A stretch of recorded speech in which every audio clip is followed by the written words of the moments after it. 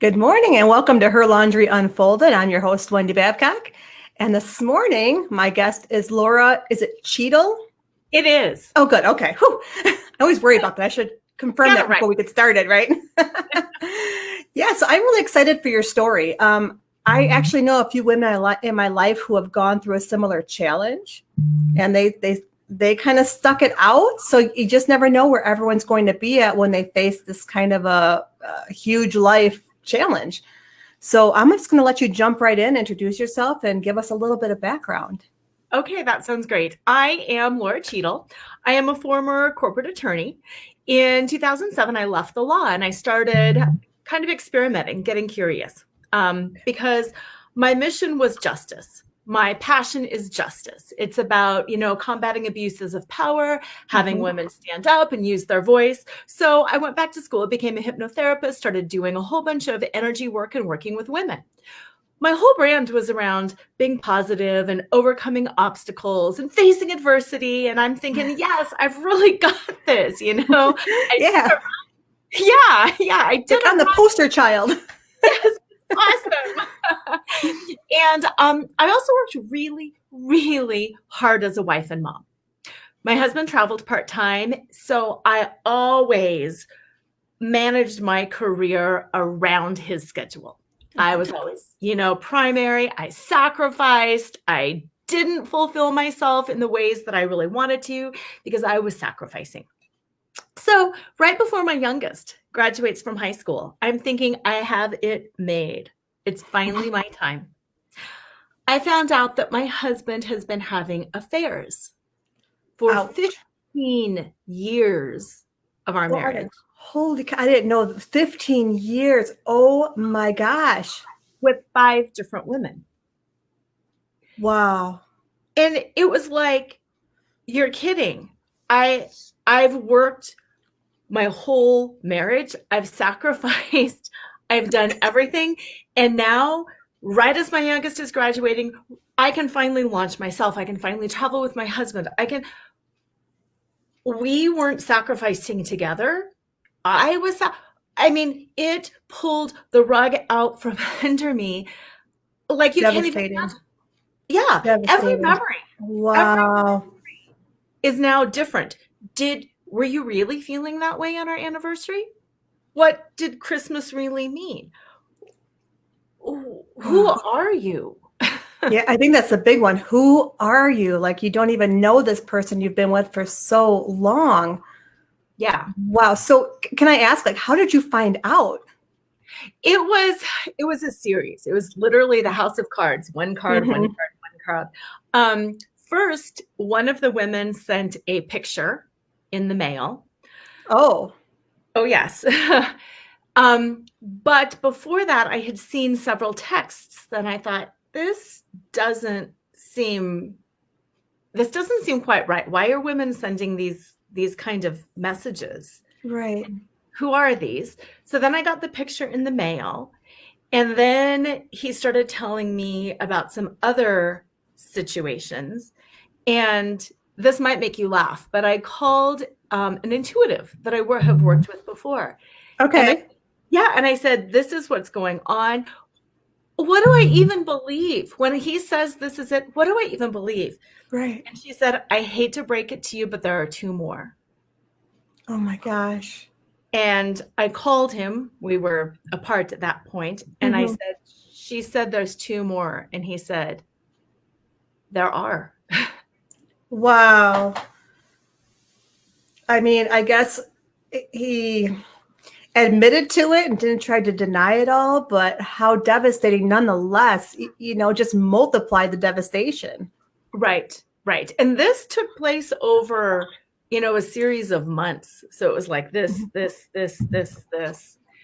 Wow. Yeah. Wow.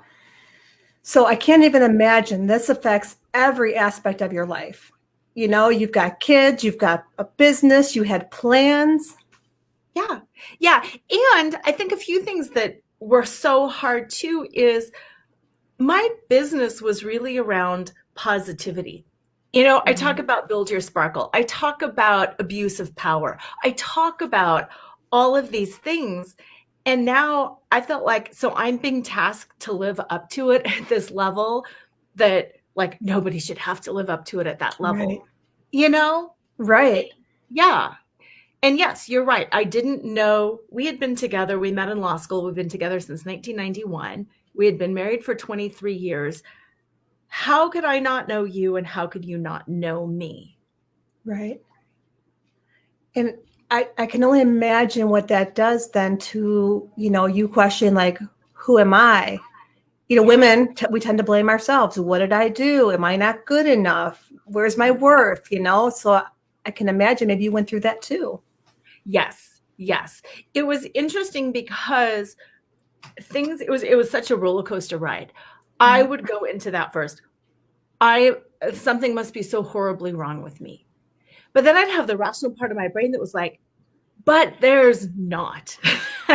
Right. I'm not doing anything. And it's not that I'm perfect. It's not that. No, but yeah, I'm approaching this relationship honestly. I'm saying when things are wrong.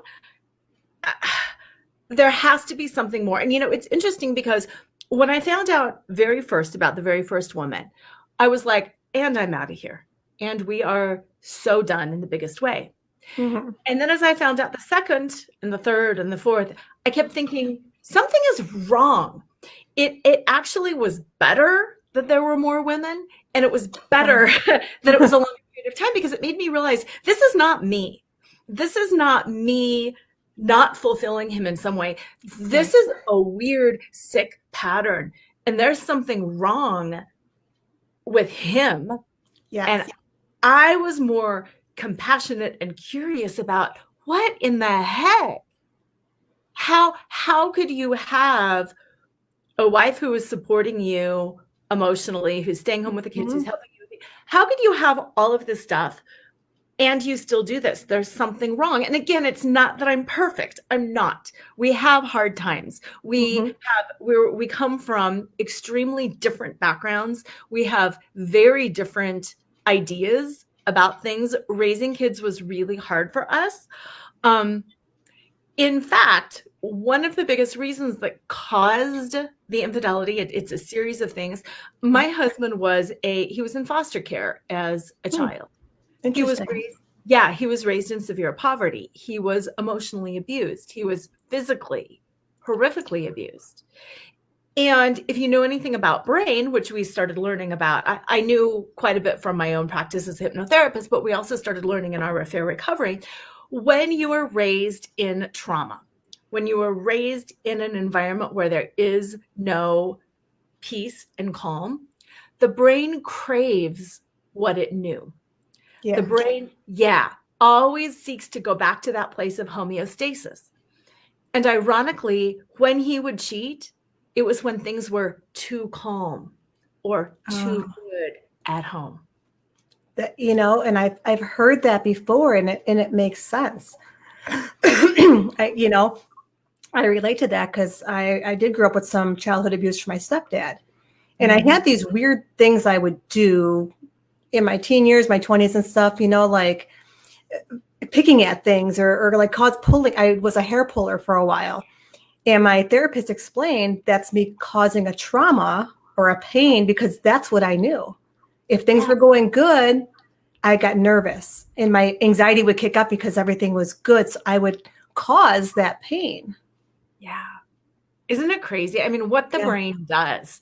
And obviously, there were a lot of reasons, but that was one of the biggest reasons, is whenever things would calm down too much, he needed to create trauma. He needed to create anxiety. Right.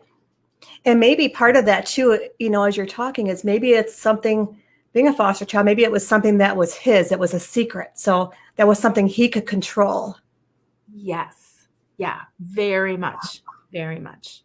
Wow. And I love that you kind of sought to understand it. Yes. And I mean, for anybody who's going through a trauma right now, we're all different. Yeah. But for me, I needed to understand, because if I didn't, I knew it would turn me into a really bitter, hateful person. Yeah.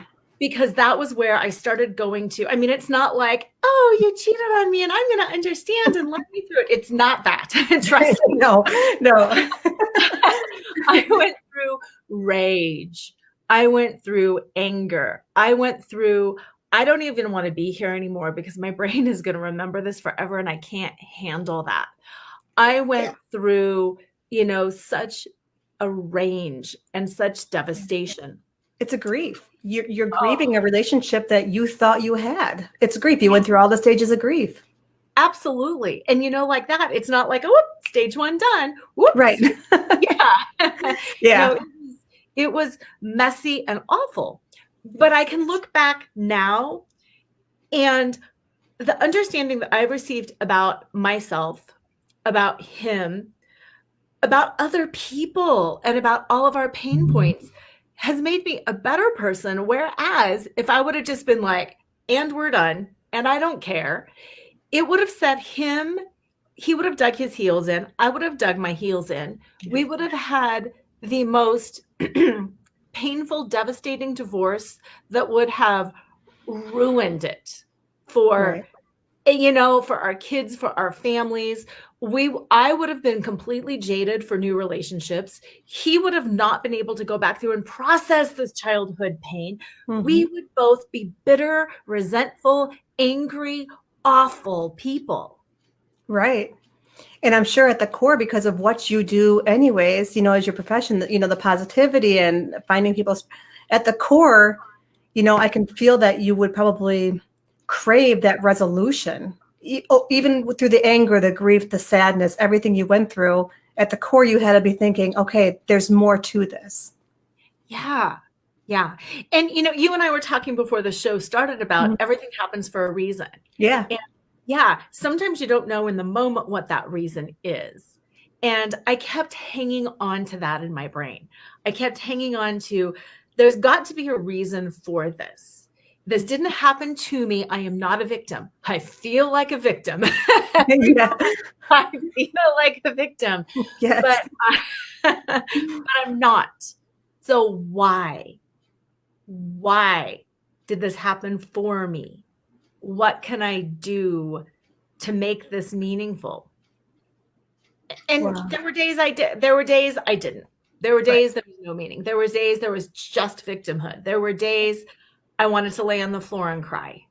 Well, and that's what life is. I mean, we can say, oh, we had this kind of epiphany over a moment, like, I want to understand this, but you're still hurting. You still have that grief. There's going to be anger.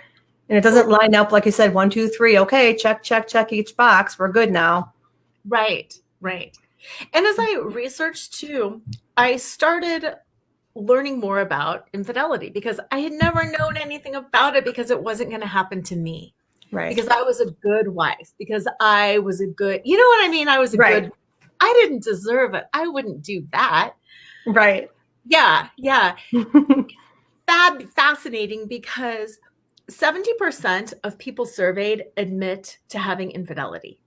Wow. Oh, yeah. That's a huge number. Yes. And if you think about it, a lot of people might not even want to admit to that. So they say the numbers might even be higher. Wow. And that really got to me too, because I'm thinking, you're kidding me, right? If 7 out of 10 of my friends have experienced this and I knew nothing about it and nobody's ever talked about it, what's wrong with us as a society? Yeah. It's not contagious. Right. Yeah. I wish I would have had some schema and understanding, because that would have helped me not be able to internalize. I don't internalize it anymore, but in the moment I internalized it. And isn't it interesting how, you think I've done everything right. I'm a good mom. I provide, I make sacrifices. So we think that keeps our marriage together. But then when it falls apart, we want to blame ourselves, but we know it's with that other person. Yeah. So we think we have all this responsibility and control when it's somebody else doing the thing that you have no control over. Exactly. And one of the things that we really addressed in our therapy too is we each had a stereotypical version of what a good man and what a good wife, what we should all be. And it's interesting when you live up to that and you realize it's not true. And what I mean by that is my husband thought he should not complain. And I thought I should not complain. And when I would do something that he didn't appreciate, like one of the things is a harsh start, where I just say, let's do this, or I need you to do this, or let's do bills tonight. That's a harsh start. Okay. He needed, because of the threat level in his childhood, he needed a softer, gentler approach. What are you doing tonight? Do you have some time that maybe we could discuss a touchy subject? Finances. Wow. Very simple, right? Yeah, yeah. Yeah. He didn't really know that about himself, nor did he feel confident asking me for what he needed because he didn't really know what he needed. He would just realize, he would just be triggered. Be quiet. Can I never have a moment's peace? So it's that idea of he doesn't know what he needs. He doesn't feel like he can complain. And then same thing. I have this need to take, let's make the decisions and take care of the finances and let's get this done because I have this need for organization. So I don't know that I'm jumping in with a harsh start, and I don't know that I have this need for organization, and I don't want to complain and be like, I have this need to have everything organized. Would you mind, please, honey? So we're each thinking that we're doing the right thing and we're doing the wrong thing. Yeah. Oh my, I love it with the complaining because I'm a complaint-free trainer. So it's interesting you say that because people think, not complaining means no communication, and that's not true. Yes. Good communication is going to the person who can solve the problem and doing it, like you said, kind of that soft start. Like, you may not have realized this, but when you said this is what happened, how I internalized or how I felt. Yes. So people think we can't complain, but you can still communicate. Right. Yeah. And like that, we were both just very much, I'm not going to bug you. I'm going to step in and I'm going to do it myself. And yeah, we were hurting each other and hurting the relationship. So I love that you say that because yes, it's a heightened level of communication, and to communicate, you need to know yourself really darn well. Yeah. And those are just different personality types is what it comes down to. You were, a one personality type, he was another, and there was just that block.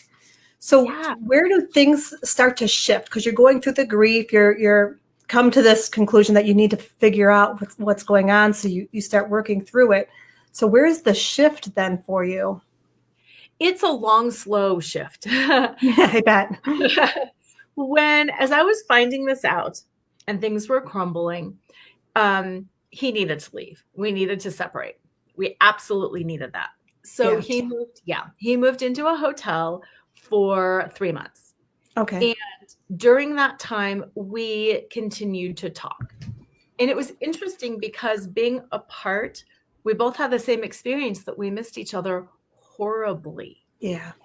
And we felt a lot of pressure that we should be apart when we really wanted to work it out together. Right. Yeah. So there's a societal pressure there. Yes. Family, society, all of this stuff comes in. Yeah. So we continued. Talking was too volatile. There was still too much pain. So we texted a lot. And we started talking and we started doing a lot of research online. He went to a counselor. He went to several different, energy workers. I went to a counselor. We found a joint counselor together. We started having our appointments. We found an affair recovery program that was a weekend. And we just kept putting things on the calendar just for that next step, for that next step, for that next step. No promises, just for that next step. Are you going to be here next week? I don't know, but let's put that book on the, book that on the calendar. Right. And it just kept rolling forward without expectation, just what's happening. And it unfolded. The process just unfolded. I started understanding myself.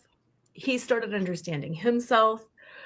We would see the breakdown and almost the humor of what had happened. And the humor really helps. I use the concept of burlesque in my work because burlesque is an irony. It's ironic, it's a parody, and it makes fun of things. And you strip away the layers in burlesque. Right. And we kept seeing situations in our marriage where it would be like a movie, where one character is doing one thing with one intention and another character is doing something else with another intention, and they just keep missing. Right. And as we would go back through and we'd be like, oh my gosh, you felt that way? But that's hysterical because I felt this way. You interpreted it that way. And we just started going back through our marriage.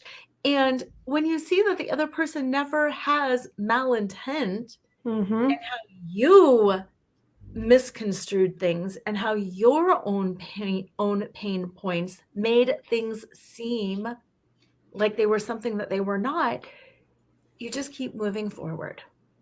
And I love that because you both are taking responsibility for where you were at. And that's really hard for, I think the majority of people I know is taking their own responsibility because we want to push that blame off.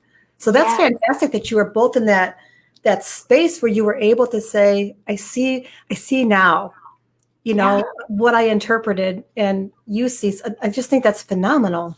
Yeah. And again, to be totally fair, the first couple weeks, it was not that way. No, of course not. No, the first couple of weeks, I did this because you. I did this because you. But as you realize, this isn't getting me anywhere. Right. I don't want to fight. I want to understand. And, one of the examples, and again, we just had to laugh about it. When he would be hurt, he would get up really early and head out to work before I woke up, before the kids got up, and he would just head out. And he wouldn't make coffee, and he wouldn't he was always the coffee maker, Okay. So my husband is too. Yeah, it's nice. Yes. So I would wake up and I would think, oh my God, this poor man, he's heading off to work for all of our benefit. And he didn't even have time to make coffee. And he didn't even have time to see the kids as they woke up. And he didn't even have time to be with me. I am not calling. I am not texting. I am honoring that he is killing himself to do this. Well, when he would wake up early and leave, it was because he was hurt over something that I said, or he felt that I ignored him and was intentionally, being with the kids instead of him. And he would think, I'm out of here. And she doesn't even care about me. She just cares about the kids. She just cares about herself. She just cares about, if she loves me, she's going to call. If she loves me, she's going to text. So all day long, he'd think, see, she doesn't love me. She doesn't care. Not one call, not one text.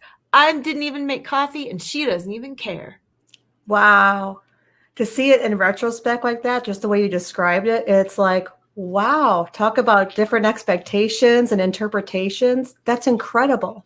Yeah. And how often does that happen, not only with our partners, but with friends or coworkers, or even with, politics right now?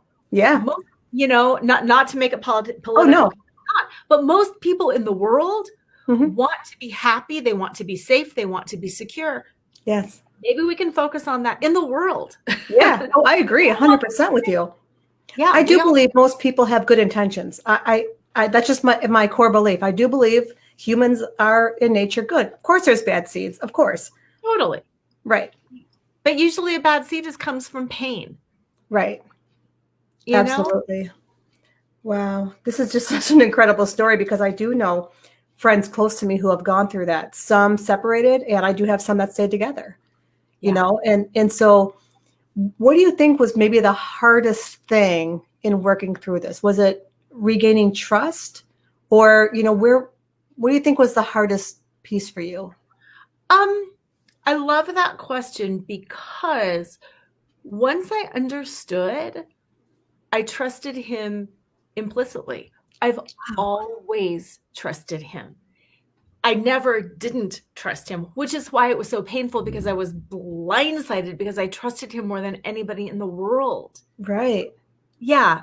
Having the understanding made me realize it wasn't him. Right. What was the hardest thing was that expectation in my head. This isn't what life is supposed to be like. This isn't, I cannot go back and undo this. We just had our 25th anniversary. I was not supposed to have my 25th anniversary with an infidelity story. Right. You know, Yeah. this isn't how it's supposed to be, and I can't fix it. I can't fix this. I Right. can't go back and have a faith-filled marriage. I can't go back. I can't do it. And that's hurts my head and my heart so much, that there's things in life you can't change. No matter Right. what you do, you can't change it. And I think for people who do have that sort of that personality type, where I'm kind of the same way. I'm a fixer. If Yeah. you, we've had family discord in my life with, my mom's side, and I wanted to fix it so bad to the point where, I had to jump in and be kind of that middle. I'm a fixer. And so so if I get to that point where something I can't fix, it's been really hard to let that go. So I understand how that would be a very big pain point for you. Yeah. Yeah. And also that I'm capable. I Yes. am, I'm a capable person. I can fix it and I can do it, but not this. Right. Yeah. Oh my gosh, that would be so hard to wrap your head around, just, when you just say that, because your job literally is helping people. Yes. And it's your own situation, and you can't fix it. You can't make it okay.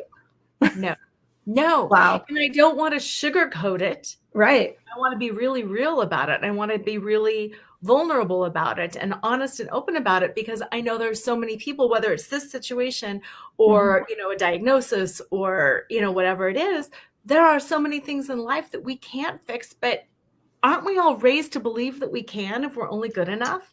Right. Or, if you just focus on all the good things, you'll be okay. Right. Just get over it. Yeah, just get over it. Just sleep on it, meditate, do some yoga, you'll be fine. Right. Yeah, that's not how life works. Right. It's not at all. And then also the reconciliation of, how can I be happy when this happened? Because I am happy now. And it actually has made our marriage better and stronger in ways that I'm incredibly grateful for. And I'm still in pain over it. And I'm still happy. And it's like, whoa, where do all these pieces go? I'm happy. Right. I'm in grief. Our marriage is better, but this was awful. Because that's not a picture that anybody paints for any of us. There is no fairy tale out there that tells this. And I wish there were, because we should have that kind of story, that kind of rhetoric in our world, because it will happen to us, whether it's this or something else. And it sure would be nice to have some understanding about where all those pieces go.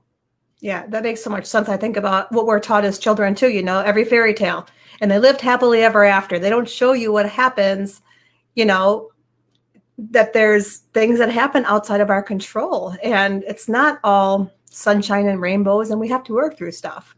Yeah. And the fact that you guys are closer, I think you guys finally almost met each other where you weren't understood.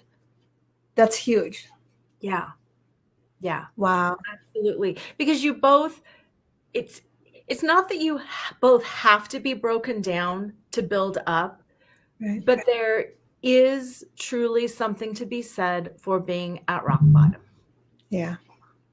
Yeah. And learning who each other truly is, instead of this kind of mask we put on to appease the other. Yep. And I think back to my prior marriage, similar. He was really controlling and jealous and just emotionally abusive and somewhat physical, but I wore a mask. Yes. So I could avoid a lot of the arguments, and I tried to be everything he was, and that's not, so I mean, there's two sides to everything. I wasn't perfect either, it wasn't my true self. So, there's a reason why things don't work out, and there's a reason why people come together and work through it. Oh, exactly. And I love that you talk about that mask thing too, because we do wear masks, and it's okay to do that, because otherwise everybody's going to be whining and crying and complaining and messy. But how do you balance not taking the bait every single time with speaking your truth? Because that's hard, and we need both. We can't, we can't be baited, and we can't be whining, and sometimes we do need to suck it up. Right. Sometimes pick your battles. Yeah. And that's just a hard one. And I think a lot of women too, was a master at, it'll be okay. It'll be okay. I'll clean it up. I'll take care of it. It's okay. Go to work. I'll take care of it. Do that. I'll take care of it. Don't worry. I've got it. It's okay. I've got it. Yep.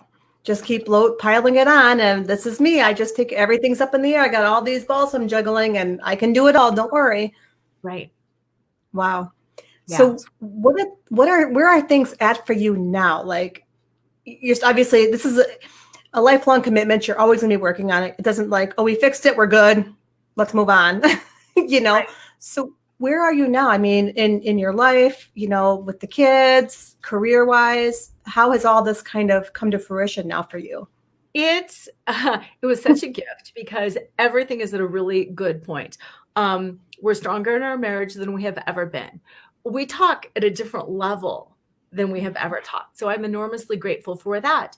Yeah. We still, we will still, I think, always be in some sort of therapy because we both crave the continued understanding.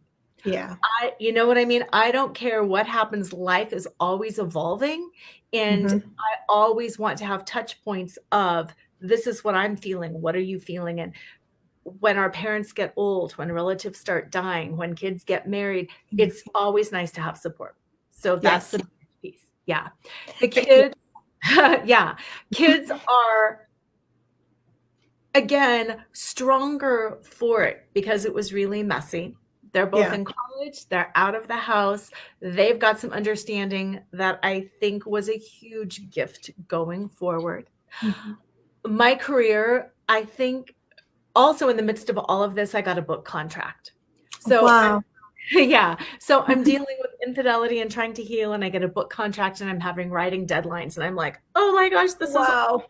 But it was wonderful. My book has now been out in the world. It's awesome. Yes. Right, I got to put that in the comment. So, all right, what's the name of your book, first of all? Here, I'll show it to you. It is called FLAUNT. Drop Your Cover and Reveal Your Smart, Sexy, and Spiritual Self. And it's all about just what you were talking about, that mask. How do we drop that cover and reveal who we really are? So we can be all that we're meant to be. Yeah. I love that. So they can get it like on Amazon. Where other places can people find it? Amazon, Barnes & Noble. You can get a signed copy on my website. It's even on Walmart.com. I found it there the other day. I was like, oh, Walmart has my book. That is awesome. I'm going to put up your website too, because this way they can get it direct from you. And I know as an author, it's always great to get it directly from the author. It's so fun. So whatever works. It's made me better at what I do too, because I truly do, not only in theory, understand how to overcome. I have overcome. And infidelity touches every area of your life. Financially, I would have to change things. As a parent, I have to change things. As a partner, I have to change things. As a human being, as a woman, oh my gosh, am I pretty enough? Am I thin enough? I mean, it touches everything. So it has made me such a better coach. I bet. It's truly crazy how it has elevated my life, and it has made me more confident in myself and my worth than I ever was before. What a crazy thing to think. Infidelity could become such a blessing. I mean, what a weird way to even say that. But, I know. And I think about, with coaching, how much deeper you can dive with people and really kind of pull up those, limiting beliefs and all these different things with people. Yeah, because it's not just like, oh, you're laying on the floor crying and wanting to kill yourself. That's really too bad. So let's meditate. You know what I mean? It's like, right. I've been there. I have totally been there. I questioned if I wanted to move forward in my life. I mean, I question that. I get it. And I know it's on the other side. And I know it's just not a continual upward journey. It's up and down, and it's back, and it's forward. And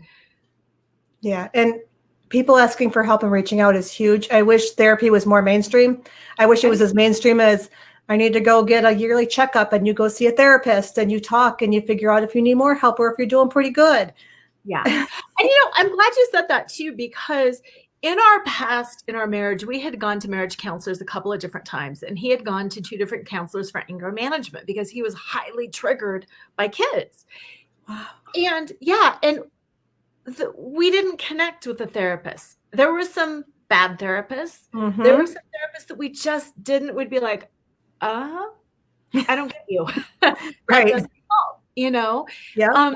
And I wish that was more mainstream too, that the breadth of therapists that are out there, there's just like anybody, there's people you like, there's people you don't like, there's people who speak your language, there's people who don't get you. If you go to a therapist and you don't like it and they are not good, find a new one. It doesn't mean all therapists are bad. Yes. And I agree, because I went through that too with my ex-husband. Is I was seeing a therapist, and I just felt like she just would ask some questions and I would answer. And I just felt like there was never that back and forth until I was like, okay, I'm going to see someone different. And it was like night and day. Like, he completely understood and was able to help me in ways. It was incredible. Yes. Yes. Yeah. One of the first therapists that my husband went to right after the infidelity, he went in, he bears his soul, he sobs, he tells this story. He's like, it hurt me to cheat because I didn't want to do it, but I felt compelled and I don't know what's going on with me. The therapist literally said, so why are you still married if you keep cheating on her? And my husband's like, I don't want to cheat on her and I want to stay married, which is why I'm coming to you, because I never really wanted to cheat in the first place. I just wanted to feel good and I wasn't feeling good and I didn't understand why. And the guy's like, I don't know. It seems to me that if you've cheated that many times and for that many years, you don't want to stay married. Okay. So don't help someone kind of get to the root of what's causing this. Right. So, just like that. I mean, had he been having an affair to escape his marriage and he didn't have the strength to tell me he wanted to leave, that therapist could have worked. Yeah. As it was, that's not what it was about. That's not what it was really about. And that's one of my favorite coaching questions now, because it helped me and my husband so much. What is this really about? Yeah. It wasn't about leaving. It wasn't about not being compatible. It was about pain. And it was about making himself try to feel normal. Yeah. And I think, and men, I think, have an even harder time asking for that help. Like women, it seems like we're more conditioned to want to fix things, fix ourselves. Where men, they got to be tough. Don't cry. Don't be vulnerable. You got to be strong and be the man. How are they supposed to do that and ask for help and go see a therapist? All at the same time. Yeah, all at the same time. And how do you do that? We have to quit putting these expectations on men that they have to be the strong one. They have to be, our superheroes. Yeah. Yeah, exactly. Because that was his, perception with so many different things. I have to be strong. I have to not whine, not complain. I have to take it all. Yep. And I'm a man. And so, and when you have that, thought of yourself, then cheating is part of like, I'm just fulfilling myself as a man. This is what men do. Yeah. Yeah. And it was interesting too, because, we talked earlier about the brain. The brain is interesting. It would also, he said, be a part of hurting me without hurting me. He'd get mad. He'd get frustrated. Things would be too good. And he would see me with the kids and I would understand. And he would see me and he'd think, she's got it all together and I don't. And that makes me really mad. And I'm going to go do this, but I do love her and I don't want to actually confront her with this. Right. And I'm hurting and she's not. And how am I going to do this? So it was like passive aggressive. Right. Like what you don't know won't actually hurt you. But I'm getting like this rise out of it. Yeah. Yeah. And again, does it make conscious sense? No. But the brain is weird. Yeah. And we're self-preserving organisms and we want to feel better. And let's try this and see if it feels better. And then when it feels worse, then what do you do? Right. And there's a whole issue with boundaries too. And sometimes people don't learn, appropriate boundaries when they don't have the certain setting when they grow up. And that's something learned. And if you're lacking it, then you don't really get why you're crossing these boundaries. Yeah. Wow. That's amazing. So with your coaching, obviously you've made leaps and bounds with there. I mean, you're probably a fantastic coach first, but now like with your coaching, so who's your dream client? Like who's the person that signs up and says, I really want to work with you? Like who's that person? Oh, yeah, absolutely. My dream client is kind of a woman. I hate the word midlife. I just hate that word. I'm like, you know what I mean? Yeah, who has worked, who has got expertise in her field, who has spent her whole life sacrificing for everyone and everything, whether it's for her family or for her career, who's done it all. And then all of a sudden is like, why am I not that happy? I have everything that I thought I was supposed to have, and I'm not that happy, and I'm not that fulfilled. And I don't know why. And then who internalizes that? Well, maybe it's my fault that I'm not that happy. Maybe I should lose 10 pounds. Maybe I should get a different career. And who is kind of in that spinning place in her head that since I've done it all right, shouldn't I feel on top of the world? Right. And that's who I work with, is women who are just not that happy, not that fulfilled, are very capable, and they don't know why, and they're in this chronic self-help loop. Yeah. And I bet you 2020 hasn't helped a bit with any of that. It hasn't. I think there's been a lot of career changes, a lot of people questioning, like, where am I at? What can I do? Who am I? Yeah. Because that's the big thing. Who am I and what do I want? And that's what I work with people on a lot, because who am I? Oh, I'm a daughter. I'm a student. I'm a wife. I'm a mom. I'm a lawyer. I'm an entrepreneur. I'm a. Yeah. And who are you without those labels? Right. Yeah. Those are titles. One of the first things I do is help people strip out of their labels, their roles, and their scripts. Who are you naked? Physically naked or metaphorically naked? Who are you? Right. Because we all put on those masks. We all put on those identities. And until we know, you know what? Exclusive of all of that, if I lose my identity, who am I? Right. And I think that's why we suffer so much when we do lose a job or we change careers, and we have to go through that grief, because it was part of, I am this thing. I am this career. And without it, who am I? What's left? Yeah. And empty nesting, people lose their identity as a mom. Oh, yeah. Okay. Yeah. You are more than your job. You're more than your spouse. You're more than your car. You're more than. So I love working with women who are really ready to explore that, because once you know who you are and you're comfortable in that, then you can launch into whatever it is that you want to do, because you know that who you are, not who you think you should be, but who you are is more than enough. Yeah. That's awesome. And, it's funny when you said empty nester, because I went through that. Both my girls are adults and my youngest is in college. So she does come home on occasion. And so when she's here, like, she stayed for one of her roommates in college was diagnosed with COVID. So she had to come home she hadn't been around her at all. So she had to come home for at least 10 days while her roommate was quarantining. And it's like, I got to this point where she's home. I got kind of used to it. And then she had to go back to college. And I'm like, no, you can just stay home. I know it's an hour and a half away to go to college, but just stay home with me. Exactly. It'll be good. Yeah. So you kind of get through the emptiness, and then they come back home and you're like, can I just keep you here? Exactly. Yeah. But that's awesome. Yeah, it is. But like that, when the rug is pulled out from under you, which is going to happen. COVID was the major thing. And yes, I got a ton of clients around that time, because everybody's like, whoa, who am I now and what do I do? Yeah. Unless you're really solid in yourself and your worth, it's painful and it's hard. And like that, you experience it and you're able to grieve and then move right back into it. Whereas if you weren't very solid in yourself, I call it your naked self-worth. If you didn't have naked self-worth and your daughter left again, you'd be like, okay, this is serious grieving. And it could be for a loop for a significant period of time. Right. And and I think I have been able to find that through it. I went through some ups and downs through the COVID thing. I was going to completely change careers, and I came back to that. And, I think we've all gone through this roller coaster. Yeah. Everybody has. And unless you've got that naked self-worth, it can really tank you significantly. Yeah, I can see where you definitely probably got a lot of clients through this year, and you're probably going to get more too. You Yes. know, when people know someone like you out there exists, and it's like, oh, I could use that. Yeah. So Yeah. obviously, someone can go to your website, theloracheadle.com.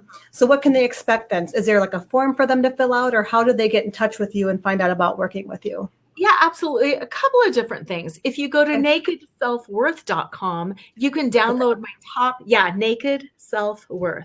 You can download the top 20 things that block your sparkle and what to do about them. Flaunt is like what I do. It's a 5-step process. And yeah, and it talks about going through the 5 steps of flaunt. Find your fetish, laugh out loud, accept unconditionally, navigate the negative, and trust in your truth. So when you figure out the rug's been pulled out from under me, I don't know who I am, I don't know what I want, I don't even know who I should reach out to, that's when you reach out to me. Go to nakedselfworth.com, download the top 20 things that'll block your sparkle. It'll give you a quick overview of those 5 steps, and you can start figuring out, oh, I see how this might work in my life. You can find more information on my website, loracheadle.com. You can reach out to me on social. You can email me. I always do a free 30-minute discovery call that takes you through that basic visioning of what do I want to accomplish? And then we can see if we're a fit, because I am about removing the masks, stripping down, finding your core essence and building back up who you want to be and how you want to be, because it's not about doing more. Trust me, I was a lawyer. I did it all. It's not about doing, it's about being. How do you want to be, and how do you want to show yourself and be seen for who you are, not for who you think you should be? That's phenomenal. And I love how you said to make sure we're a good fit, because like you said, with finding a coach, a therapist, it needs to be a good fit on both ends so that you can get the most benefit out of it. Yes. And we can be friends. Yeah, exactly. Together, or we can be like, I don't get you. And that's all fine. That's all fine. Yeah. That's awesome. Oh my God. What's that? That's that boundary thing too. Yeah. You know? Very much so. So yeah, so you can go to Lora's website, loracheadle.com, go to nakedselfworth.com. You can find her book, Flaunt, on Amazon, Barnes & Noble, Walmart, which is really cool. I mean, Walmart, you're all over the place. I love it. Thank you so much for coming on today, Lora. I can't wait for people to see this and to hear it and to reach out to you, because I think there's so many women out there right now going through a lot of personal turmoil. Yeah. You know, all the different things we described today. And I feel like you're going to have a lot of people reaching out and going to your website and downloading all those. You said 20? Yeah, top 20 things that block your sparkle. Yes, please do, because we all get devastated, and we all get devastated in different ways. And whether it's, huge, like this bombshell that was dropped on me, or I've got a gal now who just got a cancer diagnosis, or sometimes it's small, sometimes the bombshell is a small bombshell, and then we think, I shouldn't be upset over this, I'm not going to reach out, because if it's your dog dying, that can be just as devastating. Oh yeah. Yeah, my animals are like my kids. And my kids, I think I have, sorry girls, but I think I have more pictures of my dogs in my phone than my kids. Yeah. So yeah, whatever your devastation is, let's talk. Right. That's awesome. Well, thank you again. I hope people, jump on your websites and check it out and take those free downloads and, reach out for help. It's okay to reach out for help. Awesome. Yes, thank you. So everyone else, I will see you back here next Monday morning at 11 a.m. Thanks, everyone. Bye.